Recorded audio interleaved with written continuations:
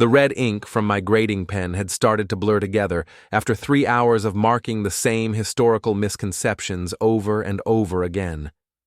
The Civil War was fought over states' rights, I muttered sarcastically to my empty living room, scribbling another correction in the margin. Sure, kids, states' rights to own people. Before we dive deeper into this story, I have one small request. Please subscribe, drop a like, comment, and hit that hype button to boost this channel so more people can discover these incredible Reddit stories. My name is Preston Reed, and at 30 years old, I've been teaching high school history for 8 years.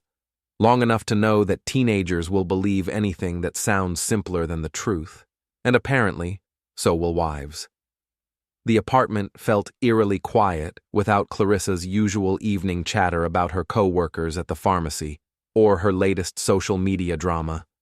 She'd been gone since Friday morning, supposedly attending her grandmother's memorial service 3 hours north, the same grandmother who, according to Clarissa, had been failing fast for the past 2 months.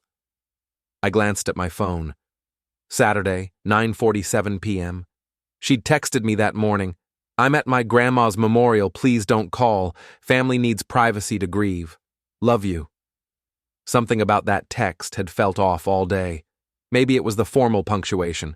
Clarissa usually texted like she was having a seizure, all lowercase with random emojis. Or maybe it was the fact that she'd never mentioned planning to attend any memorial service until the day she left.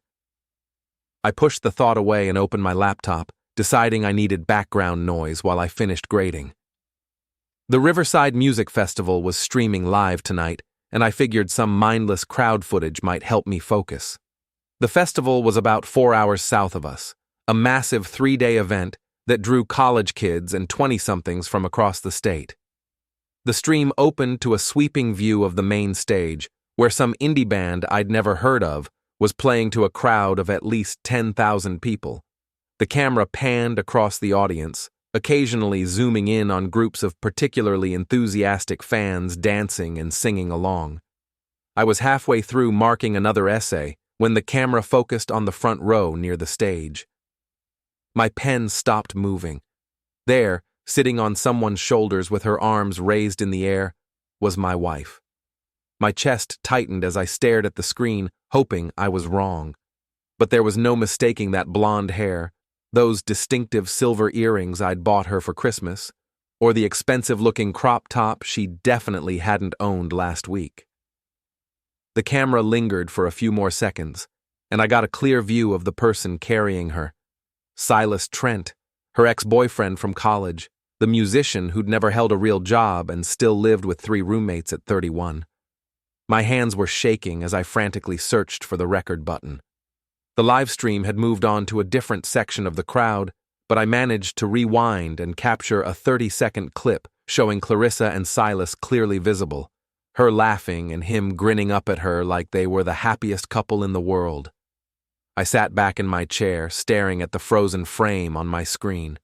The grandmother's memorial, the family privacy, the formal text message, all lies. I thought back over the past few weeks, details I'd ignored suddenly snapping into focus. The new clothes she claimed were work-appropriate, but kept in her car trunk. The late shifts at the pharmacy that seemed to happen whenever I had evening faculty meetings. The way she'd started putting her phone face down during dinner. The faint smell of marijuana in her hair when she came home from grocery shopping. And now this. My wife of 4 years, supposedly mourning with her family, was instead getting high and hooking up with her loser ex-boyfriend at a music festival. I took a screenshot of the clearest frame showing both their faces, then saved the video clip to my desktop. My initial shock was rapidly transforming into something colder and more focused. Clarissa had always been terrified of disappointing her parents. Mr. and Mrs. Avery were strict, old-fashioned people who'd raised their daughter with rigid expectations about marriage, family, and moral behavior. They'd never liked Silas during Clarissa's college years, calling him unstable and a bad influence. When she'd started dating me instead, they'd been relieved to see her with someone who had a steady job and no criminal record. If they knew what she was really doing this weekend, while supposedly honoring a deceased family member, they would be absolutely disgusted. I opened my email and attached both the video clip and the screenshot. Then I composed a simple message. Mr. and Mrs. Avery, I thought you should see what Clarissa is actually doing this weekend. This was taken tonight at the Riverside Music Festival. The man carrying her is Silas Trent, her ex-boyfriend. I'm sorry you had to find out this way. Preston. I sent the email, then sat back and waited. It was almost 10 p.m., but I knew the Averys went to bed late on weekends. They'd probably see this within the hour. My phone buzzed with a text from Tyler, my colleague and closest friend. Want to grab drinks tomorrow? Sarah's visiting her sister, so I'm free. Instead of responding, I called him. Preston? What's up, man? You sound weird. Tyler, I need your help with something. Can you come over right now? Sure. Everything okay? Just get here. I'll explain when you arrive.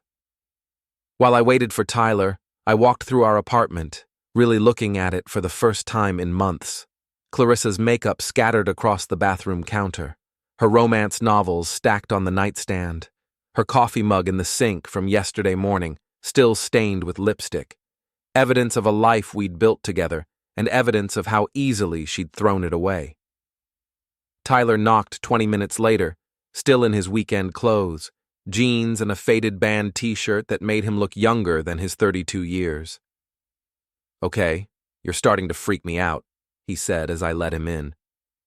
What's going on? I showed him the video. Holy shit, Tyler breathed, watching Clarissa laugh and dance on Silas's shoulders. Dude, I'm so sorry. What are you going to do? I already sent this to her parents, I said. But that's just the beginning. Tyler raised his eyebrows. What do you mean?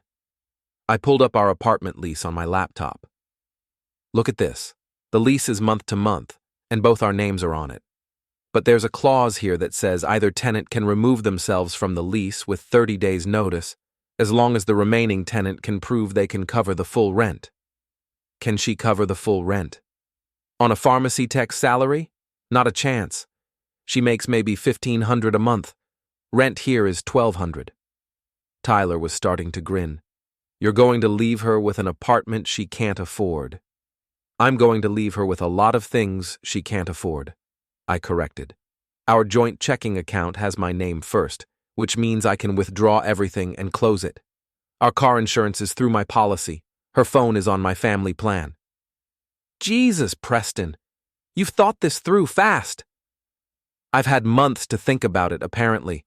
I just didn't realize I was thinking about it. My phone chimed with an email notification. Mrs. Avery had responded. Preston, we are absolutely horrified. We had no idea Clarissa was capable of this kind of deception. We are driving to your apartment right now, and will be there by midnight. We need to discuss this situation immediately. Thank you for telling us the truth. I showed Tyler the message. They're coming here tonight. What are you going to tell them? The truth, that their daughter has been lying to all of us, and that I'm done being lied to. Tyler helped me start packing Clarissa's belongings into garbage bags. We worked mostly in silence, both of us still processing what we'd discovered. Every item felt like evidence of her deception.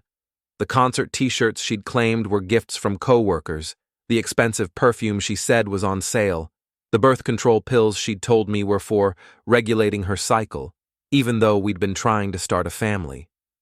By 11:30, we had 6 large bags packed and lined up by the front door. You know she's going to lose her mind when she gets back tomorrow, Tyler said. Good, I replied. She should have thought about that before she decided to lie about a late grandmother. At exactly midnight, I heard car doors slamming in the parking lot.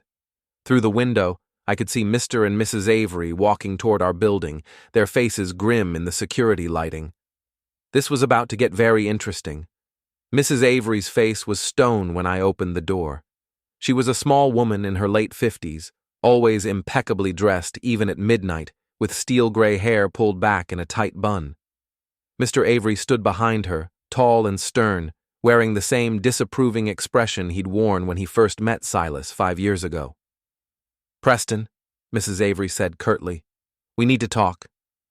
I gestured them inside, where Tyler was sitting on the couch, trying to look invisible.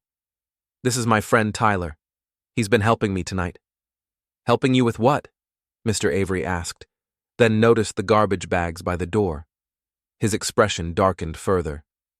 "I see." Mrs. Avery pulled out her phone and showed me the video I'd sent them, her hands trembling slightly. "How long has this been going on?" "I honestly don't know," I said. "Tonight was the first time I had actual proof. But looking back, there have been signs for weeks, maybe months." "What kind of signs?" Mr. Avery's voice was sharp. I sat down across from them, Tyler quietly moving to the kitchen to give us space. "New clothes she kept hidden, late nights at work that didn't match her actual schedule, money missing from our joint account. She's been lying about a lot more than just this weekend." Mrs. Avery closed her eyes. "We raised her better than this." "I know you did. That's why I thought you should know the truth." "Where is she supposed to be right now?" Mr. Avery asked. "At your mother's memorial service," I said. According to her text, the family needed privacy to grieve. Mrs. Avery's face went white. "My mother has been gone for 12 years. The silence that followed was deafening. Tyler dropped something in the kitchen, the sound making all of us jump. "She told you it was my mother's memorial?" Mrs. Avery's voice was barely a whisper. "She's been talking about your mother's failing health for 2 months, I said. Said she was in hospice, that the family was taking turns visiting. She even showed me fake text messages from you about funeral arrangements." Mr. Avery stood up abruptly, his face flushed with anger. "She used my late mother-in-law to cover up an affair." "It gets worse," I said, pulling up our bank statements on my laptop. "Look at these withdrawals. $200 last Friday, $300 the week before. All cash, all on days she claimed to be visiting your mother."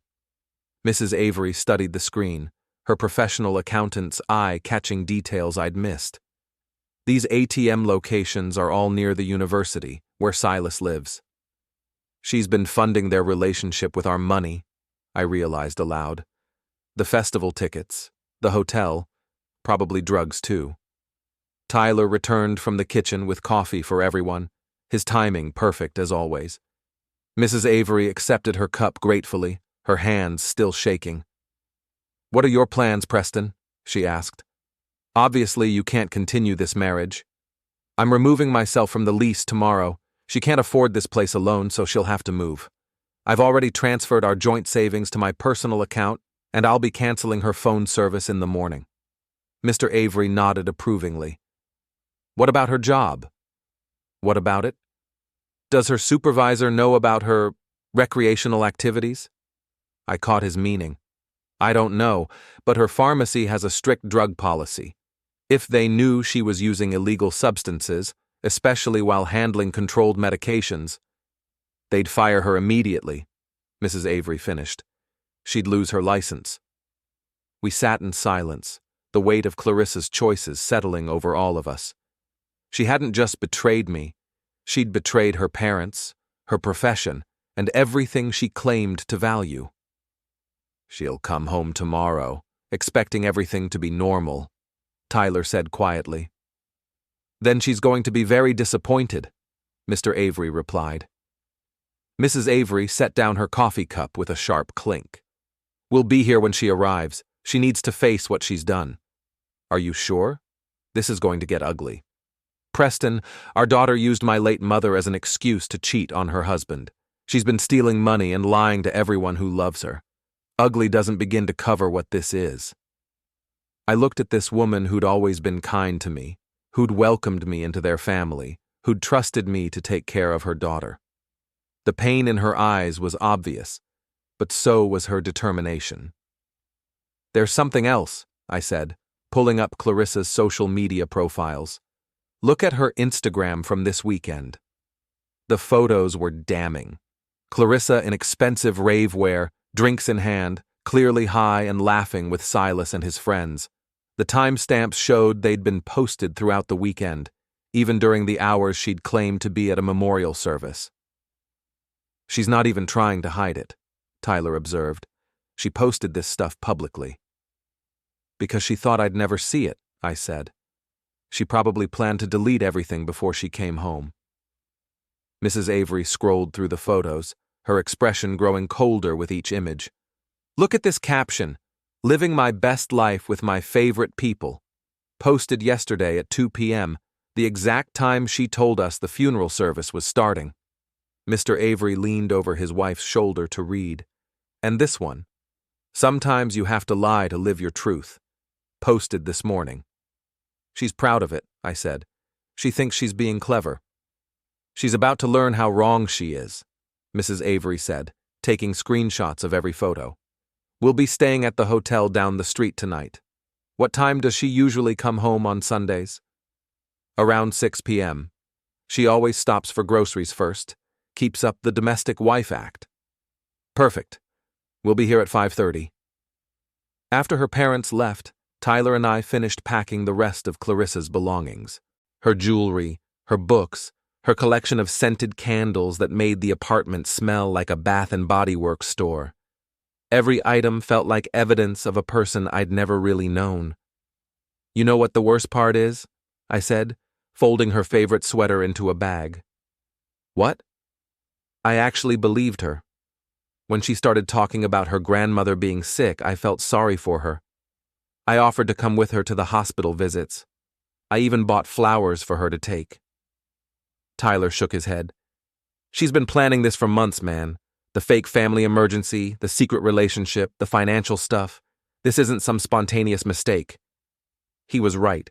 This was calculated, deliberate deception. Clarissa hadn't just cheated on me. She'd constructed an elaborate lie that involved her deceased grandmother, fake family crises, and stolen money. She'd looked me in the eye every day for months and lied without hesitation. By 3 a.m., we'd removed every trace of her from the apartment except for the furniture we'd bought together. I'd also printed out copies of our bank statements, her social media posts, and the festival video. Everything was organized in a folder labeled Evidence that I planned to give to her parents. "What happens next?" Tyler asked as we surveyed our work. "Next, she comes home expecting to continue her double life and instead finds out that everyone knows the truth." "And then?" I looked around the apartment that would soon be mine alone, thinking about the woman who'd shared it with me for 4 years, the woman I'd planned to start a family with, the woman who'd used her late grandmother as an excuse to cheat. "Then she learns that actions have consequences," I said, "and some lessons you only have to teach once." Sunday evening arrived with the kind of crisp autumn air that usually made me think of new beginnings. Today, it felt more like an ending. I'd spent the day at Tyler's place, letting him distract me with football games and terrible takeout food. But by 5 o'clock, my stomach was churning with anticipation. Everything was ready. Clarissa's belongings were packed and waiting by the door. Her parents were stationed at the hotel, ready to drive over at my signal. I'd transferred our joint savings to my personal account and submitted the paperwork to remove myself from our lease. All that remained was for the star of the show to make her entrance. Tyler had offered to stay for moral support, but I'd declined. This was something I needed to face alone, at least initially. He'd be on standby in case things got out of hand. At 5:45, I heard her key in the lock. "Preston, I'm home!" Clarissa's voice rang out cheerfully as she entered, grocery bags rustling in her hands. "Sorry I'm so late. The drive back was terrible and I had to stop for—" She stopped mid-sentence when she saw the garbage bags lined up by the door. "What's all this?" she asked, setting down the groceries. She looked exactly like someone who'd spent the weekend at a music festival. Tired, slightly dehydrated, with that particular glow that comes from 3 days of partying. Her hair was messier than usual, and I could see the faint remains of a festival wristband on her left wrist. "Those are your belongings," I said calmly. "You'll need to find somewhere else to live." Clarissa laughed, but it sounded forced. "Very funny, Preston. What's really going on? Did you redecorate while I was gone? I pulled out my phone and showed her the screenshot from the live stream. Her face went completely white. I can explain, she started. I'm sure you can. You've gotten very good at explanations lately, like explaining how your grandmother's memorial service happened to coincide with the Riverside Music Festival. She sank into the chair across from me, her hands shaking. How did you find out? Pure luck. I was grading papers and had the festival live stream on for background noise. Imagine my surprise when my grieving wife appeared on the jumbo screen, sitting on her ex-boyfriend's shoulders. Preston, please, let me explain what really happened. What really happened is that you've been lying to me for months. The fake family emergencies, the stolen money, the secret relationship with Silas, and the best part, using your late grandmother as cover for your affair. Clarissa's eyes filled with tears. My grandmother? Your mother's been gone for 12 years, Clarissa. Your parents told me last night. You talked to my parents? The color drained from her face completely. I sent them the video. They were here until 3 a.m., trying to understand how their daughter could use her deceased grandmother as an excuse to cheat on her husband. She buried her face in her hands. Oh God, what have I done? You've destroyed your marriage, betrayed your parents, and stolen money to fund an affair with a loser who still lives with roommates? That's what you've done. My phone buzzed with a text from Mrs. Avery. We're in the parking lot. Is it time? I replied. Come up now. Your parents are here, I told Clarissa. They want to talk to you. No, she whispered. Please, Preston, don't let them come up here. I can fix this. I can make this right. How? By lying some more? By stealing more money? By inventing another late relative? The knock on the door was sharp and authoritative. Mr. Avery's knock. Clarissa looked at me desperately. Please, I'll do anything. I'll never see Silas again. I'll quit my job and find a new one. I'll go to counseling. Just please don't let them in. It's too late for that, I said, walking to the door. You should have thought about consequences before you decided to lie about a memorial service. I opened the door to reveal her parents, both dressed formally as if attending a business meeting. Mrs. Avery's face was set in stone, while Mr. Avery looked like he was restraining himself from violence. Hello, Clarissa, Mrs. Avery said coldly. Mom, Dad, I can explain everything. Explain what? Mr. Avery's voice cut through her words like a blade. Explain how you used your late grandmother as an excuse to cheat. Explain how you've been stealing money from your husband. Explain how you've been lying to everyone who loves you. Clarissa started crying in earnest now, ugly sobs that shook her whole body. I never meant for it to go this far. It started as just one weekend, just to see Silas again, and then you decided to fund an ongoing affair with stolen money and fake family emergencies, Mrs. Avery finished. Do you have any idea how disgusting this is? Mom, please. Don't call me Mom. A daughter of mine would never do something this shameful. The words hit Clarissa like a physical blow. She looked between her parents and me, seeming to realize for the first time that this wasn't a problem she could cry or lie her way out of. What happens now? She asked quietly. Mr. Avery pulled out a folder and set it on the coffee table. Preston has been generous enough to document your behavior. Bank statements showing the money you stole, social media posts proving you were at the festival, the video evidence of you with Silas. We're keeping copies of everything, Mrs. Avery added, in case you decide to try to blame Preston for this situation. Clarissa opened the folder with trembling hands, her face growing paler as she flipped through the evidence. You screenshotted my Instagram? Every post from this weekend, I confirmed, including the one where you wrote, "Sometimes you have to lie to live your truth." That one's my personal favorite. She closed the folder and looked up at me. So what now? You're just going to throw me out? You threw yourself out the moment you decided to betray our marriage. I'm just making it official. Where am I supposed to go? That's not our problem anymore, Mr. Avery said. You're 28 years old. You made adult choices, now you can face adult consequences. What about Silas? Mrs. Avery asked. Is he going to take care of you now? Clarissa's silence was answer enough. We all knew Silas wasn't the type to offer stability or support when the fun was over. He doesn't know I'm getting divorced, she admitted quietly. Ah, I said. So you were planning to keep both relationships going indefinitely. How modern of you. It wasn't like that. It was exactly like that. You wanted the security of being married to me and the excitement of sleeping with him. You thought you could have both as long as you kept lying. She stood up abruptly, anger replacing the tears. Fine, you want me gone? I'm gone. But don't act like you're some perfect husband. You're boring, Preston. You're predictable and boring, and you never want to do anything fun. You're right, I said calmly. I am boring. I'm so boring that I've never cheated on you, stolen money from you, or used a late relative as an excuse to betray you. How terribly dull of me. Mrs. Avery stood up as well. Get your things and go, Clarissa, and don't bother calling us. We have no daughter. The finality in her voice seemed to break something in Clarissa.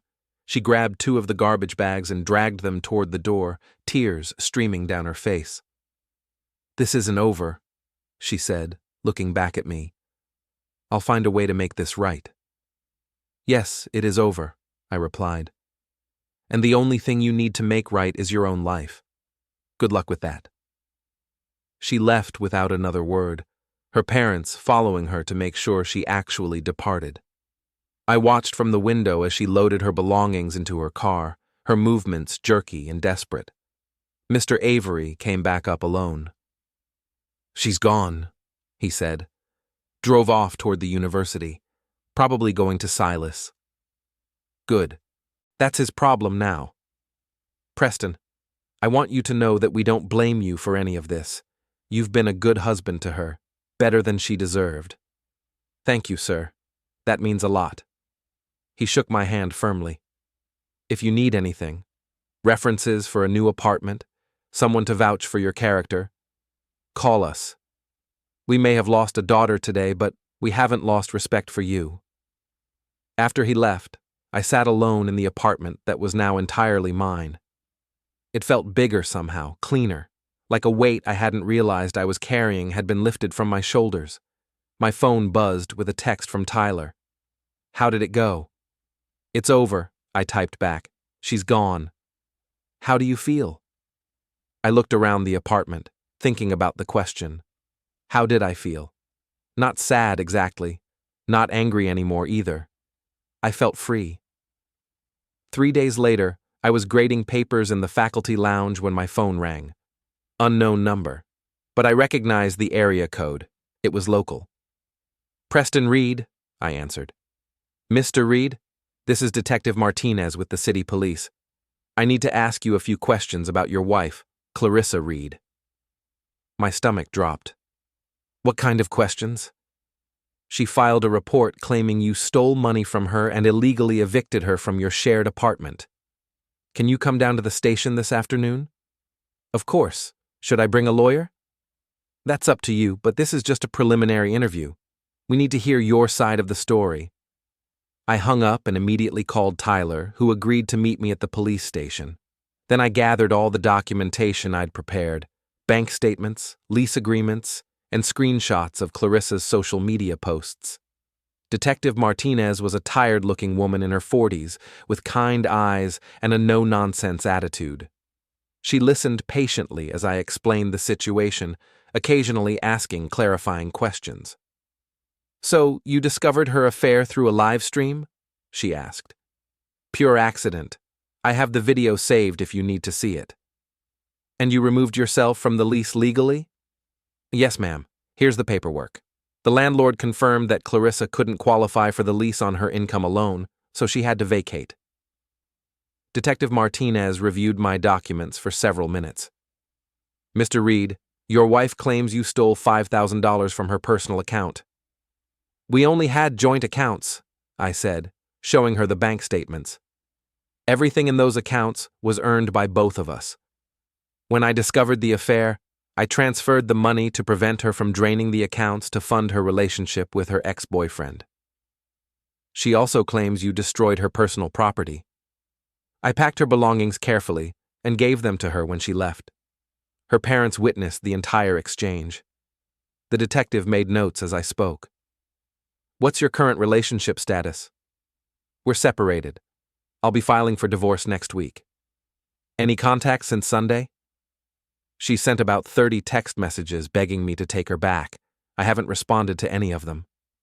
Detective Martinez closed her notepad. Mr. Reed, based on what you've shown me, I don't see any evidence of theft or illegal eviction. Your wife appears to be upset about the consequences of her own actions. So no charges will be filed? Not based on this complaint. However, I'd recommend you document everything going forward. Sometimes these situations can escalate. As if on cue, my phone started buzzing with another call from Clarissa. I declined it and showed the screen to the detective. That's the 4th call today, I said. Don't answer. If she shows up at your workplace or home, call us immediately.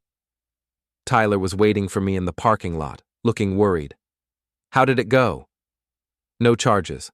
Apparently filing false police reports is frowned upon. What's she trying to accomplish? Probably hoping to pressure me into taking her back, or maybe she's just panicking because reality is setting in. We drove to a nearby diner to grab coffee and decompress. I was emotionally exhausted from reliving the whole situation for the detective, but also relieved that Clarissa's desperate gambit had failed. Have you heard anything about how she's doing? Tyler asked. Her friend Megan called me yesterday. Apparently Clarissa is staying on Silas's couch, but it's not going well. He's not thrilled about suddenly having a homeless ex-girlfriend as a roommate. Shocking, Tyler said dryly. A guy who lives with 3 roommates and hasn't held a steady job in 5 years isn't ready for a serious relationship. My phone buzzed with a text from an unknown number. This is Silas. We need to talk about Clarissa. I showed Tyler the message. Speak of the devil. Are you going to respond? Absolutely. This should be interesting. I typed back. What about her? The response came immediately. She's been staying here since Sunday and it's not working out. She says you kicked her out illegally and stole her money. She lied to you, just like she lied to me. Check the police report she filed. They found no evidence of any illegal activity on my part. Look, man, I don't want to get in the middle of your marriage problems, but she needs to find somewhere else to stay. I stared at the message, hardly believing what I was reading. Tyler, look at this. He's trying to give her back. Tyler read over my shoulder and started laughing. Oh my God. He doesn't want her now that she's actually available. I typed, she's not my problem anymore. You wanted to sleep with a married woman, now you get to deal with the consequences. I never asked her to leave her husband. Then you should have thought of that before you helped her spend our money on festival tickets and hotel rooms. There was a long pause before his next message. How did you know about the money? I know about everything, Silas. The fake family emergencies, the late grandmother story, the stolen cash. She documented most of it on social media. Shit. Yeah, shit. Good luck with your new roommate. I blocked his number and turned off my phone. Tyler was grinning at me across the table. You know what this means, right? He said. That Silas is an idiot? That Clarissa is about to find out what happens when you burn all your bridges at once. Her parents disowned her, you divorced her, and now her boyfriend doesn't want her either. He was right. Clarissa had spent months constructing an elaborate web of lies, thinking she could maintain her marriage for security while pursuing her ex-boyfriend for excitement. Instead, she'd lost both relationships and found herself homeless with no family support. I almost feel sorry for her, I said. Almost? I thought about the fake memorial service, the stolen money, the months of calculated deception. Almost, but not quite. My phone rang again, a different unknown number this time. I was tempted to ignore it, but curiosity got the better of me. Preston, this is Megan, Clarissa's friend. Hi Megan, what can I do for you? I wanted to apologize for calling you yesterday. I was just trying to help Clarissa, but after talking to her more, I realized there's a lot I didn't know about the situation. Such as the lying about her grandmother, for one thing. That's really messed up, Preston. I had no idea she was capable of something like that. Neither did I, until Sunday. She's been staying with different friends since Silas kicked her out yesterday. She asked if she could crash at my place, but honestly, I don't trust her anymore. If she could lie to you and her parents so easily, what's to stop her from lying to me? Probably nothing, I agreed. She keeps saying you'll take her back if she just apologizes enough. I told her she's delusional. You're right. Some things can't be fixed with an apology. Well, I wanted you to know that not all of her friends are buying her victim act. What she did was wrong, and you deserve better. After Megan hung up, I sat in the diner feeling oddly peaceful. The people who mattered, Tyler, Clarissa's parents, even some of her friends, could see the situation clearly. Clarissa's attempts to paint herself as the wronged party weren't working. You know what the best part is? I told Tyler. What? I don't have to do anything else. She's destroying herself with her own choices. All I have to do is sit back and watch. And that's exactly what I plan to do. 2 weeks later, I was settling into my new routine as a single man when Tyler burst into my classroom after school, grinning like he'd won the lottery. Dude, you're not going to believe this, he said, pulling out his phone. Clarissa just got fired from the pharmacy. What? How do you know? My sister Sarah works at the hospital next door. Apparently, there was a whole scene this morning. Security had to escort Clarissa out. I set down the papers I was grading. What happened? Tyler scrolled through his messages. According to Sarah, someone sent Clarissa's boss those photos from the music festival, the ones where she's obviously high and drinking. The pharmacy has a zero-tolerance policy for employees who use illegal drugs. Someone sent the photos? Who? Sarah doesn't know, but whoever it was also included screenshots of Clarissa's social media posts about lying and living her truth. The boss was apparently furious that an employee handling controlled substances was bragging online about drug use and deception. I felt a mixture of satisfaction and concern. On one hand, Clarissa's actions had finally caught up with her professionally. On the other hand, losing her job would make her situation even more desperate. There's more, Tyler continued. Sarah says Clarissa caused a scene when they fired her, started screaming about how everyone was conspiring against her, how her ex-husband was ruining her life. They had to call security. Yikes.